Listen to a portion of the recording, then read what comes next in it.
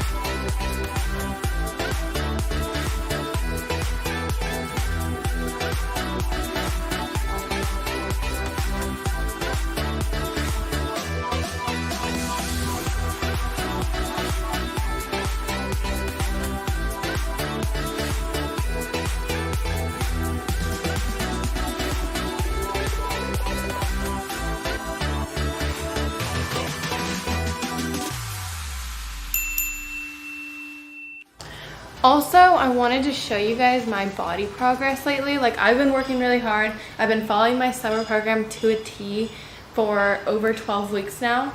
And this is how I'm looking. I'm happy with it. Little side, back, other side, and front. Anyways, definitely go check out my summer program if you haven't already. And I love you guys so much, and thank you so much for watching, and stay tuned for the next video. Bye!